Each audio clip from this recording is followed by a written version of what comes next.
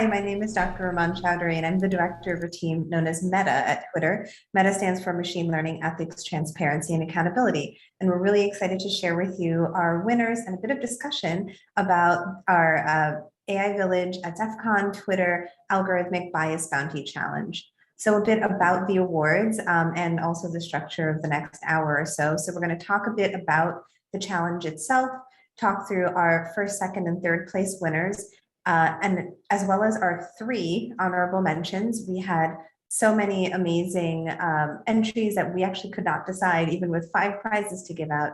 Afterwards, we'll have a judges panel where we'll talk a bit about the most innovative and most generalizable, which we had asked for our judges' input on, and also talk a bit about what we're thinking about for next time.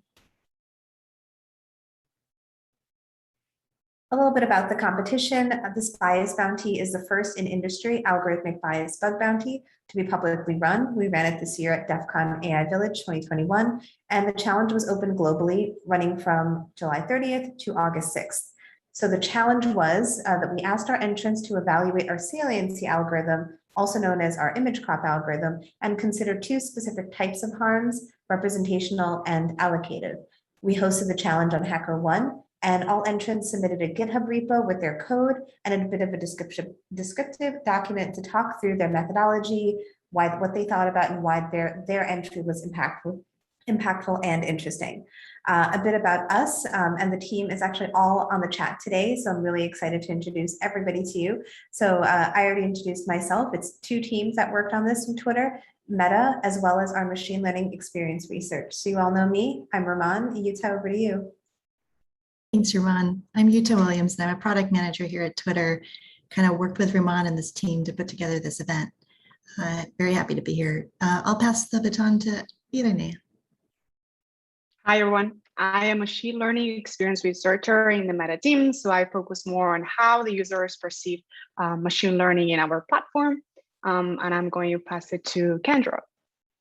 Hi, I'm Kendra Clark, Director Experience Research at Twitter, and I have the great pleasure of working with Yuta and Raman and Irene and Kira, and have had the incredible pleasure of helping put together this event, and then a little bit of grading a lot of the entries that came in. So last but certainly not least, I would say probably the most famous of all of us in this context is Kira, who had so much to do with the original paper that really kicked off a lot of this work. Hi, everyone. I'm Kira. I'm one of the research engineers on the Meta team. And like Kendra was saying, I was one of the authors on Twitter's paper, which was our original response to the image cropping concerns. And I'm just super excited to be a part of this and have it be sort of an extension of that original work. So before we jump into the awarding of our prizes, we want to talk a bit about the grading and what we learned from all the wonderful submissions. And I can share what I thought was the most exciting and the biggest thing I learned. The thing I hoped the most for happened, which was that we had really great conversation with all sorts of people all around the world. So I think our stats are something like 5 continents, ranging from individuals to groups, including big corporations, small startups, but also even a high school student submitted. And we were so impressed by people's perspectives. So for me, I think if you were following any of our earlier narratives, I was sharing that my biggest fear was no one was going to come to our party. But not only did people show up, they really showed up. So I was extremely excited about that. But Kira, I want to ask you, what was the most interesting thing that happened or the most exciting part of this whole challenge? Sure. So like I said, I was one of the authors on the original paper, and I think we did some great work on that, but there were a lot of limitations. It was very Western and US centric. And what was really exciting to me about this competition is that we saw a bunch of entries that dealt with a lot of different types of issues that, you know, it would have been hard for us to come up with such a vast range of issues. And it's cool to see so many entries that tackled issues that related to the global South and weren't just about like the US and the West. Yeah, I agree as well with you too. So I think that what I'm most happy about is the users felt empowered to talk about what they felt, what they think about our algorithms here at Twitter. And I think that negative consequences of machine learning are usually unpredictable by nature. So that's precisely why we need a bunch of different like voices come together in a safe and open space that I think Twitter created with this contest and talk and discuss. So that's what particularly excited me about this project. Definitely, definitely. I think the generative nature of opening this challenge allowed us to get kind of double, triple, sometimes quadruple confirmation from different methods of interrogating these algorithms. And the end result was really that like we have a bunch of different ways that we now certainly know more than likely biases are showing up. And different ways of thinking about how to highlight these, how to get there, at a speed that like we simply would not have been able to achieve as a small but growing team within the organization, and certainly as one that has some preconceived notions sometimes about exactly how and what to interrogate. I think for me, as a product manager, it's not always apparent or obvious when it's time to take ideas out of the academic world and bring them into commercial product development. This contest, as a former security engineer who lived through a lot of the development of the original bug bounty programs and saw its impact on that industry, this was really eye-opening and awakening for me. We had contestants from around the world. We had people from every walk of life. It was very clear that this is a topic and a problem that people experience and are ready for a real change. And for me as a product manager, it was validating to see the competition be as broad as it was, because it means it's a problem worth solving and it's technology we should build. I appreciated that clarity and that it was the right time for us to act. So Ramon, back to you. Yeah, thank you. All right, so without further ado, let's jump into our challenge winners. Sure. So for our third place nomination, you can go to the next slide. Our third place winner is called Gazing at the Mother Tongue, Analyzing Twitter's Image Cropping Algorithm on Bilingual Memes. The third place entry focuses on analyzing memes, which have become a globalized, commonplace form of communication that's highly culturally influential and has become a central practice for political and civic engagement. Because of their strong influence on the public conversation, memes are an important avenue for analyzing unintended harms. This entry analyzes linguistic bias for English over Arabic script in memes. Next slide, please. So how did they actually do it? They took some well-known English memes and then translated the text to Arabic while maintaining things like font size, image ratio, etc. They then concatenated English and Arabic memes together and measured how often the crop centered the English or the Arabic meme. They found that regardless of whether the English meme was on the left or the right side, the English meme was selected at least 90% of the time. This entry did a great job of connecting their findings to previous research on online linguistic diversity and how the hegemony of English language online has historically led to social and economic inequalities. Another thing I really liked about this entry is, so my background is a little bit in NLP, and I spent a lot of time thinking about linguistic diversity online and how that relates to machine learning, but it was cool to see that concept sort of tied into image processing, since I think that's not always something that people think about. I'm going to hand it over to Irene to present the second place winner. Cool. So for the second place winner, we're gonna present HALT. So they uncovered unintended harms that further marginalized individuals who are often ignored or dismissed in society, such as elderly and disabled people. In their analysis, they created their own data set, which includes a representative range of faces in different skin tones, races, genders, and age groups, and they tested it against our saliency algorithm. Next slide, please. So they found that the algorithm consistently gives lower saliency scores for individuals with white or gray hair in a multi-face images, as the ones you can see here. They also found that the white hair does not seem to be limited to just older individuals, and you'll see that in the next slide. In fact, their testing uncovered that albinism, you can go to the next slide, please, also results in lower score, which in many cases, the output of the algorithm is just to crop out the albino people out of the pictures. An interesting situation occurred in the example below, which an albino individual with a black haircut did result in the highest saliency face in the photo. Next slide, please. To validate the results, they use a very creative approach that we really liked. So they edited the photos with an editing software to create artificial white hair for the most salient face in the picture. The results were outstanding, and 58% of the cases, whitening their hair of the most salient face is enough to result in the drop in saliency for that individual and to make another non-white hair face in the image the most salient person. Next slide. Their analysis went further. They also uncovered spatial gaze bias in group photos with disabled people. In pictures where there's a person in a wheelchair sitting spatially lower than the rest of the individuals, the algorithm crop out the disabled person. And finally, as you can see in the example below, they also identified another harm in the dimension of race, where they reveal that the algorithm occasionally focuses on light objects or logos instead of the person's face if the individual has very dark skin and the light setting is uneven.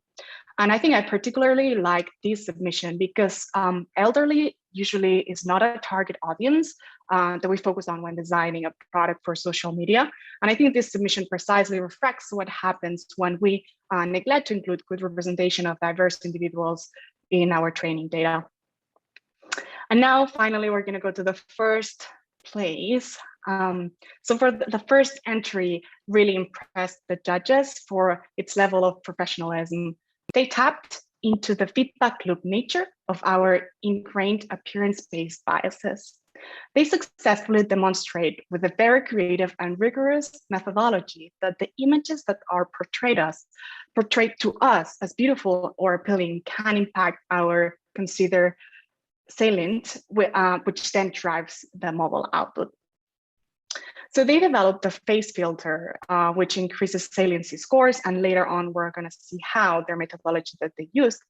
But this very much speaks to the increased use of beautiful filters on social media that distort our societal expectations of attractiveness. And now I'm going to pass it to Kira to explain the methodology. Sure.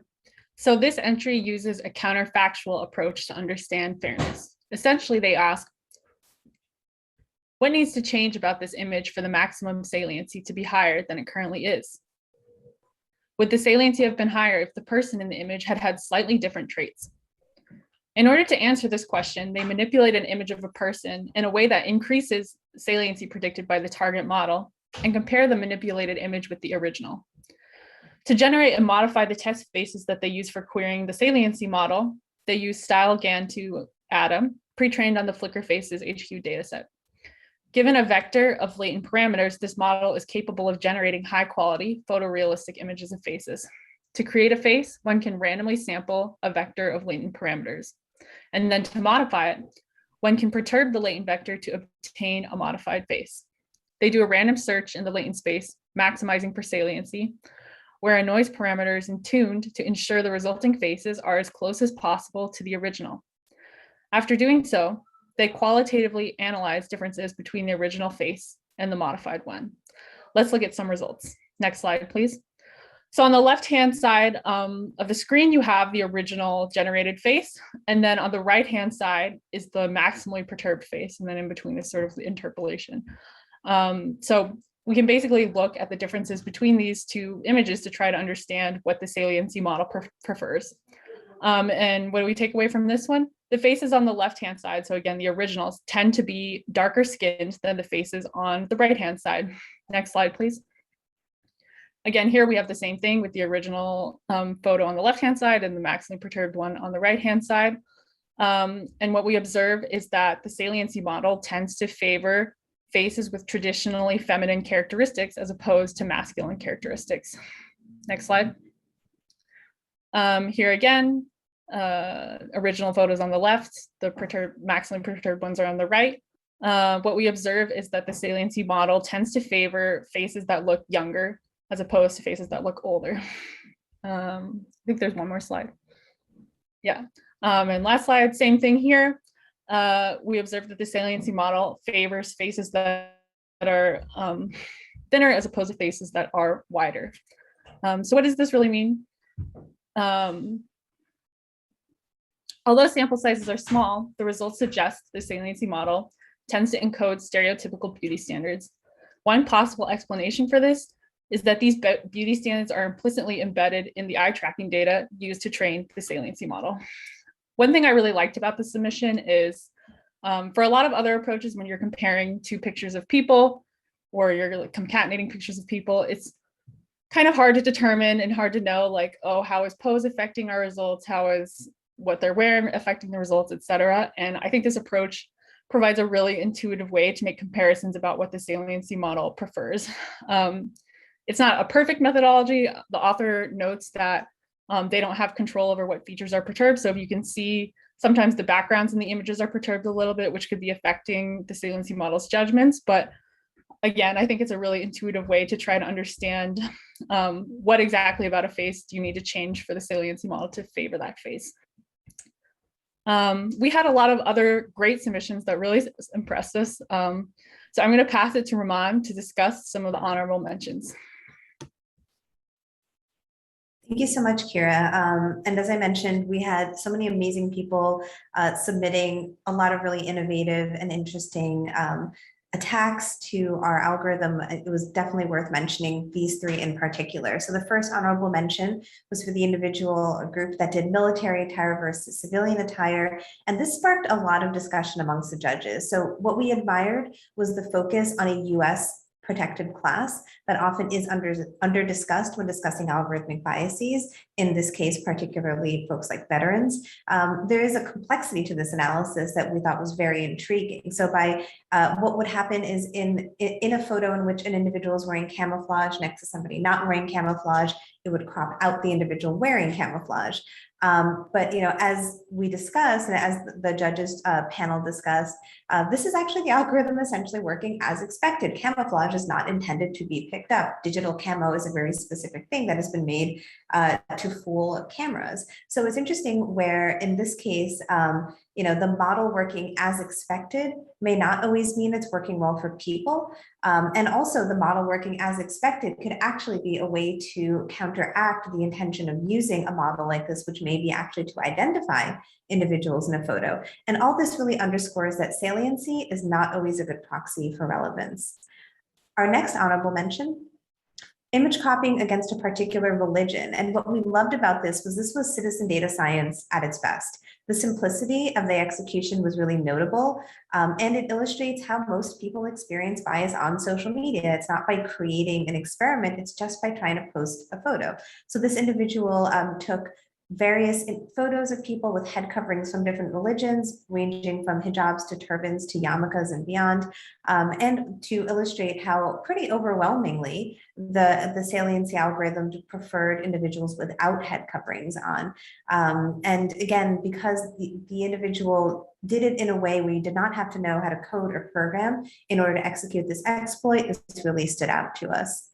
And our final honorable mention, this is a judge's favorite. This is a fan favorite. Everyone's smiling because we all remember this one. We loved the creative and whimsical yet incredibly relevant focus of this submission. So what this individual did was take manga and illustrate how our saliency model cropped manga. And what it would do is focus on often the very last slide or the last frame, which essentially is the spoiler of the comic. And while the spoiler paradox is real, one of the things about how we communicate on social media is we have an implicit social contract to not share spoilers. So when a movie comes out, we all know we shouldn't really be talking about pivotal things in the movie for at least a week or two in order to respect the fact that everyone's not watching a big movie or watching a big thing the day it comes out. And we also see, very tangibly potential implications for creative influencers and people who want to share their work on Twitter, being able to retain ownership of how their work is being portrayed. So while comical, while whimsical, while creative, it also speaks to a very specific audience on social media, creative influencers, designers, et cetera, and emphasizing how they need to retain control over how what they build is put out into the world. So with that, we're going to switch to our judges panel, and you may be familiar with some of the names on here. We have Ariel Herbert-Voss, Matt Mitchell, Mudge and Patrick Hall. So folks, if you could say hi and do a little bit of intro, we could go in order of our judges panel. Ariel? Okay, cool. Hey, my name's Ariel. I'm a security research scientist at OpenAI, and I also run our red team operations on the products that we release. And I'm also co-founder of the DEF CON AI Village. Matt is not with us yet. I think he had a bit of a difficulty joining today, so Mudge. Hey, everybody. Mudge here. I'm over at Twitter. I run a bunch of groups, or I should say I support a bunch of groups that run, whether I'm there or not. Longtime DEF CON attendee and speaker. And I've been over at Twitter, I think maybe 8 months now. And Ariel, thanks. And everybody at the AI Village, thanks a lot for hosting this. Oh, you should thank Sven more than me. Yeah, everybody. And Eric and Ridge. Shout out to those guys. And go say hi to all the goons, everybody out there in person, and please be safe. Patrick? Sure. Hi, I'm Patrick Hall. I helped run responsible machine learning at the Silicon Valley machine learning firm H2O. And since then, jumped to a law firm in Washington, D.C. that focuses on cybersecurity, data privacy, and algorithmic discrimination called BNH.ai. Great, thank you. So before we jump into our most generalizable and most innovative, and ask you the same question I asked our team earlier, what was the most exciting and interesting part of looking through all the submissions? And anybody, please feel free to hop in. We had a lot of great conversation yesterday. I think I enjoyed the discussion on the spoilers, in part because everybody was there. Everybody on the judges panel, or everybody involved here, wasn't necessarily familiar with the spoiler paradox. And for those folks that aren't, the spoiler paradox is actually that you enjoy movies or events more when you know this, when you know the spoiler. Very counterintuitive, but there have been tons of studies with lots of data showing that psychologically this is a real effect. But there is a social contract, and everybody doesn't like getting the spoilers, even though statistically and scientifically, we know that overwhelmingly it makes somebody enjoy the media more. But that was a lot of fun. I had to look it up to make sure you were right, but you're right. There's like a million studies about it. So same, actually. Trust but verify much. Yeah. That the most, just the respect. I like the diversity of entries. There's a lot of different entries from very young people, like the future, and professionals. And, it's really exciting to see that a lot of people were reached by this. Absolutely. And hello, Matt. Hey, sorry I was late. I have connection problems. Oh, no worries at all. Glad to have you here, and you're actually right on time. And Patrick, what stood out to you? And was there a particular submission that really spoke to you also? I was impressed by a lot of the submissions, and as you said, it was hard to pick even a handful. I was so happy to see the contest worked out the way we hoped and thought it would, where we found these really interesting attacks and bugs that would just be hard to think of without the more sort of international and diverse perspective. And I'll call out the headdress, the religious headdress entry as being particularly informative of that, at least for me. I mean, I've been thinking about responsible AI and failures of AI systems for years, and I never thought about the headdress thing. And quite simply, I'm pretty sure that's just because I'm a white guy who lives in Washington, D.C. And it just goes to show how getting those different perspectives is really important in designing AI and machine learning systems. Absolutely. And I think the one that we were all pretty universally floored by was the first place one. And, Irene and Kira talked a bit about how it really spoke to what we think about when we think of biases in our models. It's not just sort of the academic or experimental in a box identifying quantitatively, but how that also works with the way we think in society and how users even interact with it. I think I use the phrase life imitating art, imitating life, right? So we create these filters because we think that this is what beautiful is. that ends up training our models, that ends up further driving these unrealistic notions of what it means to be attractive. I mean, we've talked about it when it comes to things like Photoshop, how quite literally the objective standard of beauty for both men and women and everybody in between is literally a human being that does not exist. And this is, further, emphasizing that.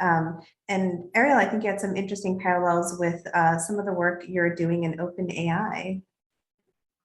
I'm spacing on what you're referring to. I'm so sorry. No worries at But all. I do want to piggyback off of what you've just said. The Mhm. thing that really stuck out to me about the first model was just that it gets into the feedback loop that like we're all kind of stuck in with regards to these algorithms is how do I make my stuff go viral? How do I make my pictures like good enough that people engage with them? And this entry, like it figured kind of out how to do that, which I thought was really interesting and kind of scary in a way that none of the other ones were quite so scary. The turnkey nature of the first place solution is what really stuck with me too. If your experience with StyleGAN or even FaceApp or other face photo manipulation apps, this person just showed how to game the cropping algorithm in a really turnkey way that aligned with a lot of kind of yucky social expectations as well. I like if you take them all together as a whole. So either for increasing or decreasing. So if I want to lower my value, I'm going to gray my hair. I'm going to wear a uniform. I'm going to sit in a chair. I'm going to try and look older. If there's text in my photo, I'm going to make sure it's not English. And I'll probably put a hat or some headwear on. And like understanding each of these biases by themselves is one thing. But also like, this is like step back and say, what can this tell us about the assumptions at large? We all live in a society. The people in organizations, operate in a society, and the people in organizations are the one that make the algorithms. So yeah, so the algorithms have biases because society has biases. It's just a transitive property. It tells you a lot about society when you start looking at these as a whole. You might even be able to kind of understand attribution or origin of some of the algorithms based upon the collection of biases in them. You might be able to trace it back to which society or culture made it. Even I'm just fascinated when you kind of step back on this, and that's one of the beauties I think of a bounty program is not that you go, oh wow, I have to address that hat or headwear item. Yes, you do, but also can you look at these threats publicly and learn something about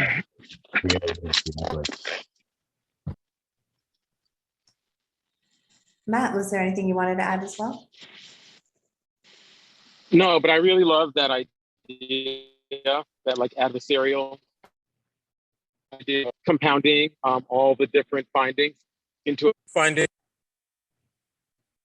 Absolutely. So one of the things that that was a big consideration in deciding the winners was, whether there was sort of a thematic approach, like whether they tried to identify a particular kind of harm rather than trying to optimize for, only getting the most number of points. We had some pretty close calls, and I think usually we ended up favoring the individual who had a very focused analysis and understanding of what their output meant in the context of society, people who are on social media platforms, and how there's a compounding effect on this feedback loop that we're talking about. Absolutely. So shall we move to our most generalizable and most innovative? Great, so let's do it. All right, so our most innovative was, we love this one because it's use of emoji. So the light skin tone emoji provided by the Twitter app and this individual specifically looked at Android, but anybody can alter their photos to put an emoji in it. They're likely to be chosen with respect to any other skin tone. So according to, this was the 280 character description provided by the individual. Twitter let users add emoji to images before posting the final rasterized image. Emoji have demographic aspects to it, so it's interesting that in order to ensure a fair output of ML algos to these edits, that it was preferring emoji, lighter skinned emoji versus other skin tones. So thoughts?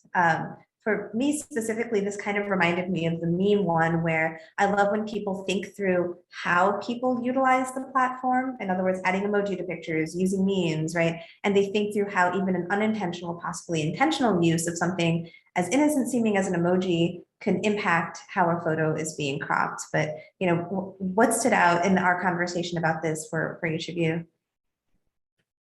Design issues again.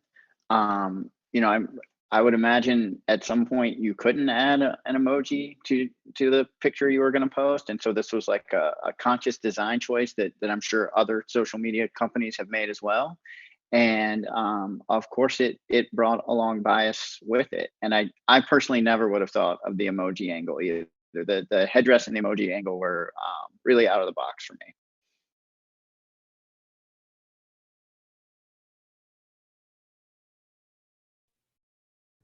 Well, being the oldest person on this, and of course there's a bias there, I'm sure the age is a protected class as well. Emojis to me, you know, look like a new language that wasn't around when I came up. And what I find interesting about emojis is it's you know, often a sort of, you know, universal language, you know, a pictorial language there. So identifying where, you know, the assumptions were made on the language again, it kind of brings me back to the language and not being language agnostic.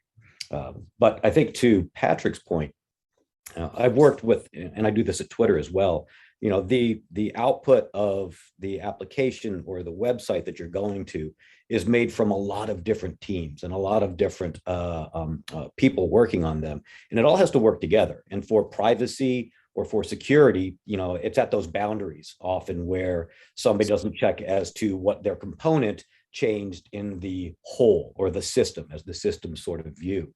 And here you have a situation where you might, you know, add on a design component and you don't recognize that this is changing a larger part of the system. Exactly. Even though, well, I'm just in charge of this small section. This is going to make that part of the experience better. But there's, you know, a different algorithm. There's a saliency. There's a, you know, a toxicity component, or there's, you know, a relevance area. So I find that really. And I, you know, just to piggyback off that, you know, it helped me sort of put a finer point on my comments. So I think, you know, the best groups today deploying machine learning and AI have a deep. Patrick, your audio just cut out. Oh no, yeah. That was a good one too. I know I was design choice. Oh, wait. Patrick, can you go back? We lost your audio. We lost you. Am I back? You are back. Start over. Okay. That was a good one. Okay. So, you know, I think the better groups today deploying AI and machine learning, they have a good understanding of data privacy and machine and cybersecurity. Now we want to bring that same kind of focus to algorithmic bias. And this is an example of exactly how that can happen and importantly, how we can try to fix it. So this was a conscious design choice that was made amongst many groups, potentially including third parties external to the company. And it's a design choice, like many design choices, with algorithmic bias consequences. And you know, this contest was a way to test for it. And I just love that. I love the lesson learned here, and I love the solution. Jumping off of that, I think that's a fantastic observation. It also tells us it's not enough to perform this analysis within unit tests of the module, that you have to say, like, you need to do those, just like security. You want to test each component, but then there has to be another evaluation of the system as a whole before it goes out. I think it also brings back, you know, how users interact, how people interact on the platform and the things they do. So kind of, you know, again, often the field of algorithmic audits and responsible AI live in a very clinical, dry environment of doing testing and, you know, very controlled experiment. And we don't often think about what users may do to alter their photos or alter their text or how they tweet that may impact, you know, the algorithmic output. So we love this one. And to our most generalizable, the next one. This one's I think this one's my favorite. Everybody loved this one. Everybody was actually pretty floored by this one. So Mudge, do you want to talk through this one since it was your favorite? Sure. And you know, it's while it might have been a perennial fan favorite amongst the judges, there was rubric in the scoring, and this is why we wanted. Well, actually, this one did win its section over here. This is of a class. So what they did here is they added a small border, and it was basically invisible to the human eyes. But of course, that's a change that the computer processing it picks up on. And why we viewed this as most generalizable is we have tremendous biases as humans with our eyes. The computers don't necessarily have that. And we're asking the computers to identify features and then perform analysis. And a lot of things can change digitally with the data that, of course, you know, the humans are oblivious to, and it's controllable. So in this case, it was invisible borders. But it could be that, you know, in JPEG and MPEG, all of the blue data is largely thrown out because the human eye doesn't notice changes in blue. So you could basically build images with hues of blue that are invisible to people, but that the computer says, oh no, there's something there. So you can start to drive, you know, the saliency points within images, you know, and now you're controlling it. So you can do all sorts of nasty tricks here, which is you can create a selection of pictures that make it look like somebody is just tremendously biased in horrific ways and release them. And, you know, upon analysis or media analysis, it looks like that's the case, but it's actually just manipulated information. So this is we control the plain text as the attack. And I just really like that because as the attacker, you have control of this, so you can make the biases rather than just an inherent bias that was written in the software. And Maj, I thought if you're comfortable saying, you know, why would somebody attack Twitter, the company, this way? Oh, well, let's not use them as let's not use Twitter as an example, but let's say, you know, there's a Twitter or some other company, you know, no relevance, and you wanted to short the stock, and you're an immoral person who doesn't care that that's illegal, and you say like, well, I'm gonna create a list of or generate a list of photos that make it look like they're racist, they're ageist, they're anti-Semitic, they're, you know, just you go on and just choose the worst possible sounding thing, release it to a bunch of media. It goes out, you know, they can test it on those images, but it takes a few days for somebody to actually look and say, hey, this wasn't really a fair test. These were falsified images. But that's several days after the newspaper article runs. That's several days after the news cycle. And if, you know, stock takes a hit, you short, you get out. It's like there are just a lot of things that you can do by controlling it. You could convince somebody that, you know, much like the earlier one with the beauty, you know, the definition of beauty, that you have to look younger and lighter and all of this stuff.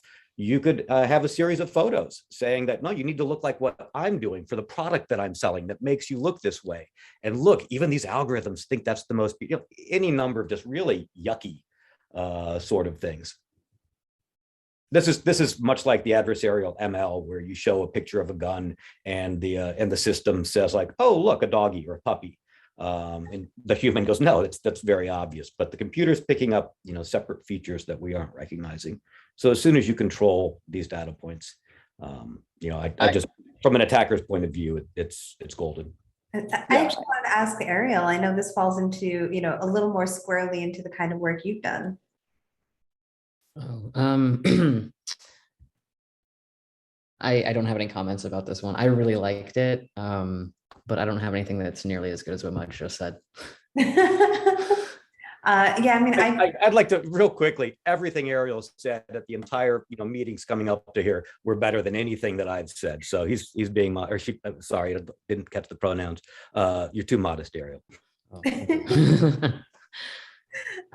well, the thing that stood out to me, I think when we were early on talking about like, what are the things we hope to see? One of the things I had specifically hoped to see was something like this, where somebody put in literally nearly an invisible looking change to something, a very natural looking change to something that completely distorted what happened in the final output, you know, almost in a very true hidden adversarial attack. And really that's what we really loved about this one.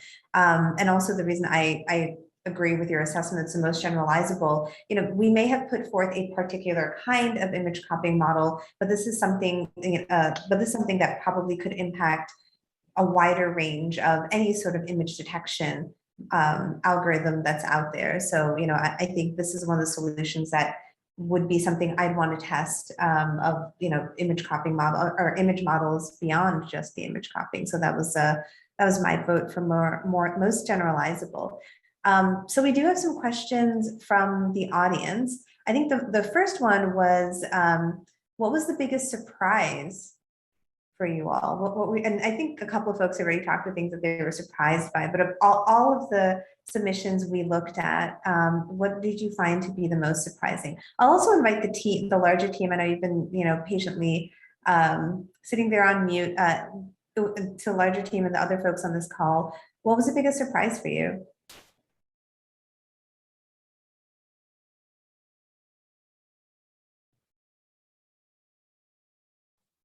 I'll start. Just that we had so many submissions. I mean, the number was 31. Like, let's not pretend like it was 5,000, but these were thoughtful and time consuming and very directly applicable to the challenge prompt itself. That was a lot of submissions, in my opinion. So I know, Ramon, you were worried about somebody showing up to the party. We had 31, 18 overnight, the last night. So just kudos to everybody who put in some thought and effort. And we had such a wide range of people. We had, some engineers who were just curious about the prompt and put in a dozen hours and looked at their own personal photos and were surprised at what they saw. We had corporations and big consultancies respond, and we had small startups, and we had individual people who had studied and individuals who hadn't studied. We had high school students, we had undergraduate, graduate, and PhD candidates who participated. We had people from 5 continents that I counted, as I mentioned earlier. It was really just remarkable how much response we got, and I credit everyone who participated in building a lot more awareness inside of our teams, especially on what we can look at differently. I think for me, what a surprise was is people got this merging of not just an academic or in an experimental world test of bias, but really thought more holistically about how people interact. I feel like I've said this a bunch of times, but this does not really exist in our current concept of algorithmic audits and responsible ML field. I know it exists a lot more in InfoSec, and I'm glad to see that being applied here and the transition kind of happening so pretty seamlessly and easily. I think one thing that surprised me was how many individual responses we got versus team. I was expecting more teams because this was not an easy thing to pull off in a week. So I was pretty impressed that there were a lot of individuals, and a lot of our prizes went to individuals who really just sat down and cranked something good out in a week. So, I think that would be one thing that I'll take away. I'm gonna second Raman's surprise that it did seem that some from lack of a better term, just some hackers out there really had a pretty easy time adapting to finding algorithmic bias. I think that's a great thing to know. And then I'll give kind of a cheesy surprise, which is I'm surprised more companies aren't doing this with their enterprise machine learning and AI offerings. Just because you haven't found bugs in your enterprise AI machine learning offering certainly doesn't mean it doesn't have bugs. It just means that someone you don't know might be exploiting them. And I think for those of us in the responsible AI community, we've wanted people to try bug bounties for so long.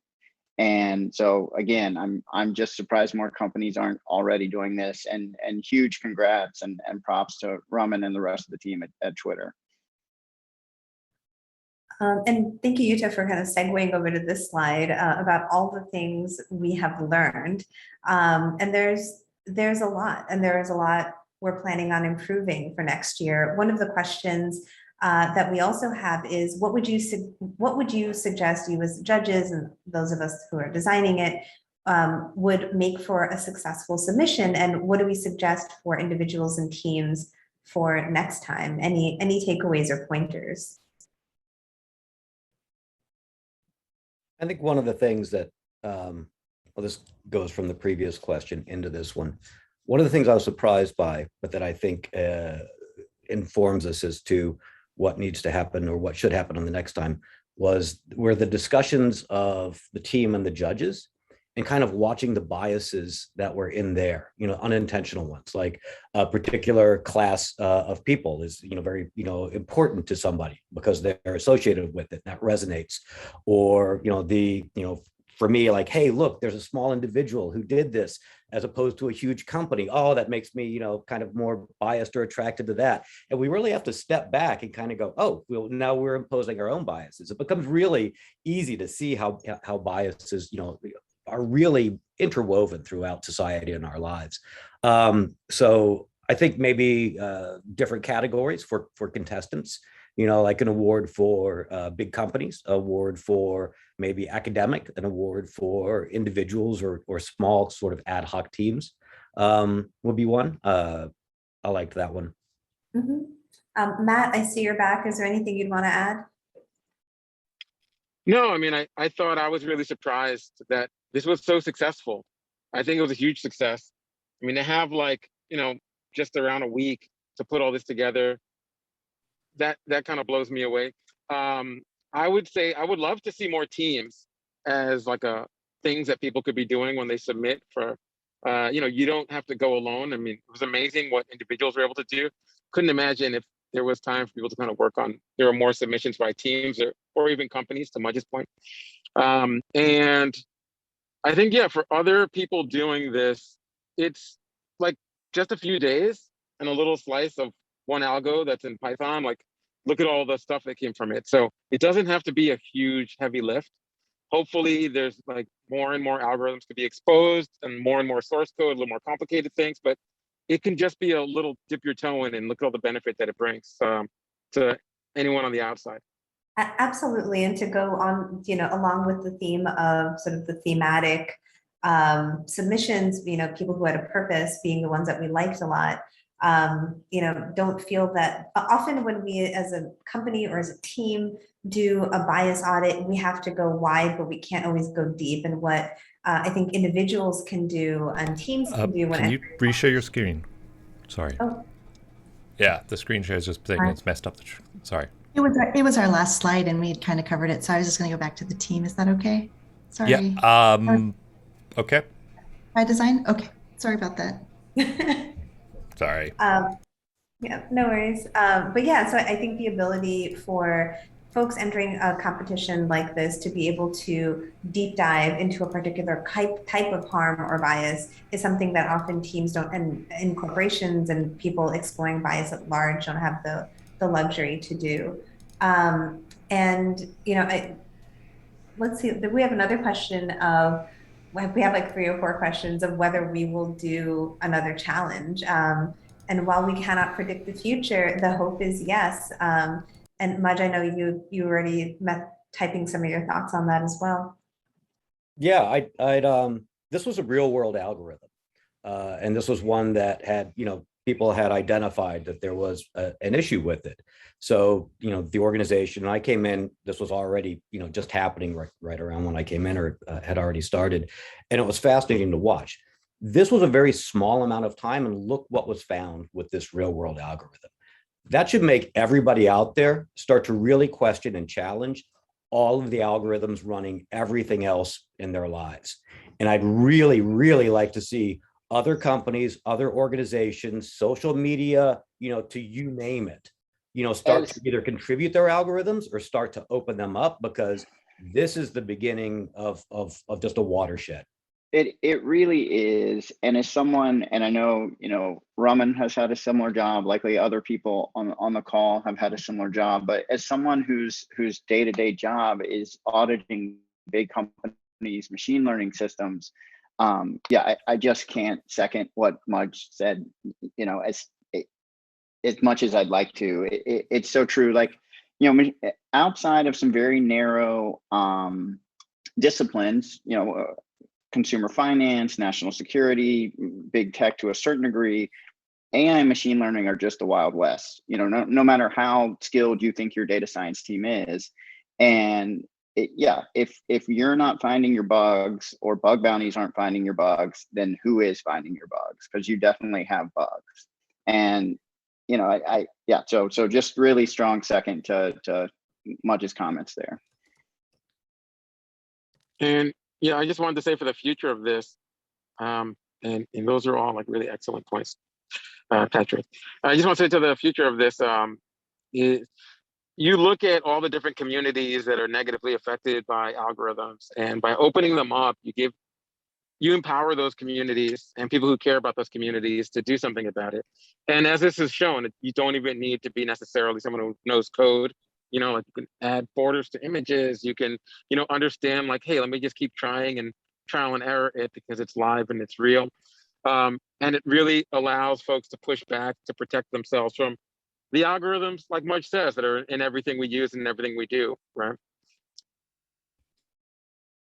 Something that I'd like to highlight is happy is maybe not the right word, but satisfied that we found, or really the entrance found these issues of potential discrimination against people in wheelchairs, against potentially veterans wearing camouflage, and the second, Matt's point, it's really sad when a group is experiencing discrimination in the real world and then they jump online and they experience more discrimination. Why do we have to keep repeating that? And so that wasn't, I'm not happy that the entrance found that, but it was very satisfying to see that it was found, and now we're in a much better place to work on improving it. Biases shut down diversity, and diversity this is DEF CON. This is an information security conference. Where we find bugs and where the hacker community comes from, that was a fringe area. That wasn't mainstream. That was a non-centrist. It was an edge. You want diversity to come up with as many different ways of looking at things, because that's where ideas come from. That's where progress comes from. If you're just in a feedback loop of recycling the same sort of like, well, I'm biased towards X, so all I want to do is hear X, you're not introducing new thoughts. So, identifying and understanding these biases so that we can, allow choice, algorithmic choice, or identify where there's a bias so you can, go into it knowingly or something, is really huge, not just for diversity, but because diversity brings us forward movement. Yeah, I just want to echo what Mudge said.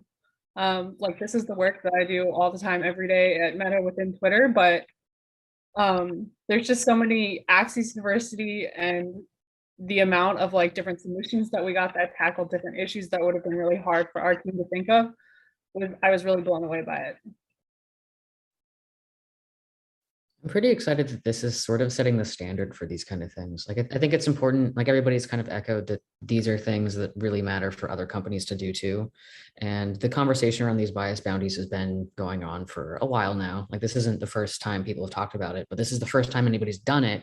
And the hardest part, of course, is scoping, figuring out how to judge, all that shit. And we figured it out. So I'm really excited. It can only get better from here. I know that for sure. I'm going back and we're going to be talking about how we might be able to do this for some of our products. And I'm sure that there are going to be other people in the audience who might feel the same way and might also see if they can get this done too. I think it's worth stating that because it cannot be overstated how much we learned in a week of this contest running. We learned 1 week in this contest running that it would have taken us at least, I would guess, a year to learn via various tests, given, a research team of constrained size. And a lot of these things I don't really think we would have thought of ourselves. And it really just, it gives further credence to the need for this happening on a more regular, on a more open, on a more diverse cadence, if that tracks with everybody. I would say systematic and programmatic, right? I would love to see AI ML teams with serious resources incorporate this into their development cycles. Among a buffet of other risk mitigation techniques that are largely ignored. But I would look what would be ideal is if, you know, again, this leads to some kind of systematic incorporation of bias bug bounties and other types of bug bounties into AI ML development cycles. So there's a little bit In of my work. opinion. There's a little bit of work to be done as the product manager on the call. I just got to say, we got to build some infrastructure. We got to build some technology stacks. We have to partner with some really great companies like we did with HackerOne to identify ways for anybody to participate on secure platforms and share models in ways that allow us to do this proactively rather than reactively. And we're working on it. I'm working on it personally. I'm pretty excited about it and making this something that recurs. It's not as easy as just popping up a bounty on a website and saying, find it and report it. Because not only do we need to find it and report it and build an infrastructure where you can do that out there in the ether effectively, we have to do something with it when it comes inbound, which means we have to figure out what it means to have reports like this. It's not enough to hear about it and then do nothing. Yeah, sorry, go ahead. That's why I'm at Twitter, is that it's all applied and they want product change. And it's not just a conversation that we're having academically. Yeah, I mean, one really interesting we could add for a future challenge would be not just to identify, but to figure out how to mitigate. You know, identification is half the battle. The other half, and frankly, sometimes the harder half, is figuring out how to resolve the issue. And often it's because we're talking about systems level biases. We're talking about user input leading to biases. We're talking about models feeding models. And I think that would be a really interesting thing to do. So we have a really great question I want to make sure we pose. I know we have 4 minutes, but and it talks a bit about the concept of, you know, transfer learning and the fact that, you know, we opened this model to the public may actually make, you know, more attacks feasible. So what sort of mitigations should we have for this, or how should we think about, or might this be a hindrance to, frankly, others opening up their models because it will actually lead to more individuals being able to game the system? Patrick, Can you describe transfer learning so that the audience and everybody has the same context? Sure, Patrick, I think you had volunteered in chat. Well, I can, and I think, you know, Ariel should feel free to chime in, and anybody. You know, I do think this notion of transfer learning problems and attacks is definitely a possibility. But you know, as these deep learning architectures grow more and more complex to where only, you know, in some cases it's only the big tech firms who can actually train them, and we're all downloading weights and gigabytes of weights, which is where, and sometimes more, that's where I get scared, you know, just downloading gigabytes and gigabytes of binary data. And, you know, sometimes data science and ML teams are allowed to work outside of just common security best practices because of go fast and break things and hype. And so I do worry about that basic notion of you know, what's in these weights, but where I think this is most real, the transfer learning issues, is actually algorithmic bias. These large language and vision models are typically trained on, you know, images from the internet and words from the internet that incorporate tons of, you know, human biases, as we've just been talking about. So I think, you know, for me, the most real problem with transfer learning attacks is when we're downloading these weights, they probably come with a lot of bias, and that means we need to be addressing that in the rest of the development cycle. I fear for this quite substantially with transfer learning. We only had so many large data sources when we started training models in general.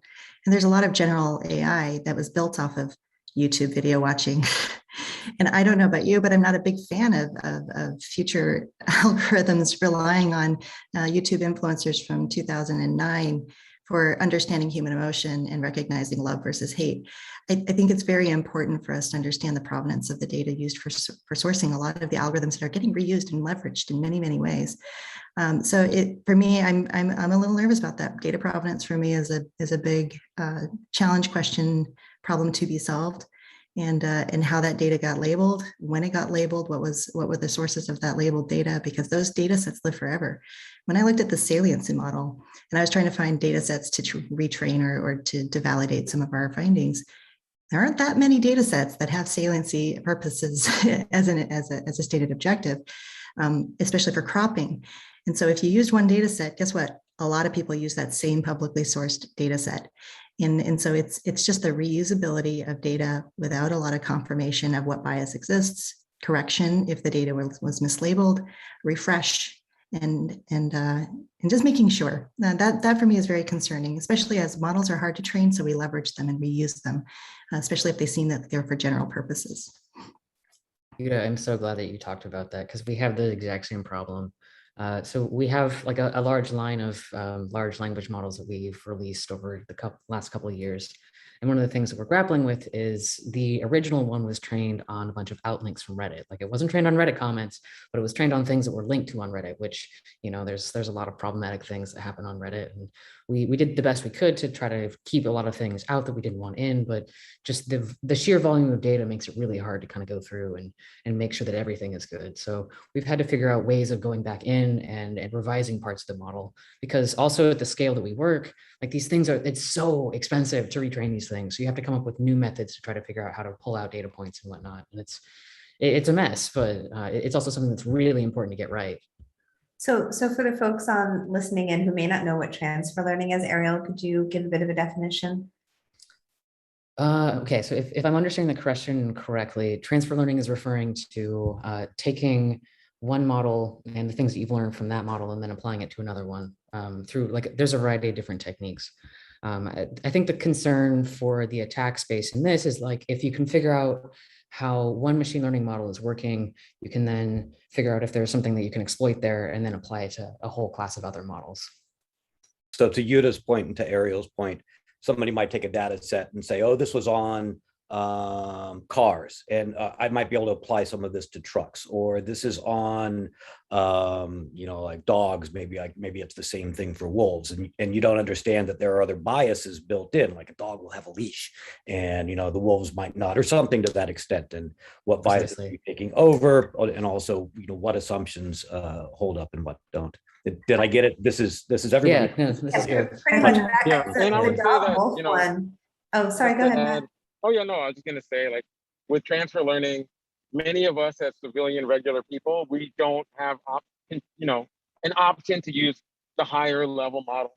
We're using a residual model, so but I think in finding mistakes, problems, and biases in the models that are available to us, it may point to larger issues.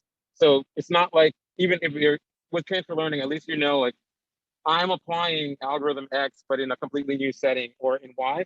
And many of the things that I'm relying on is because I don't have resources.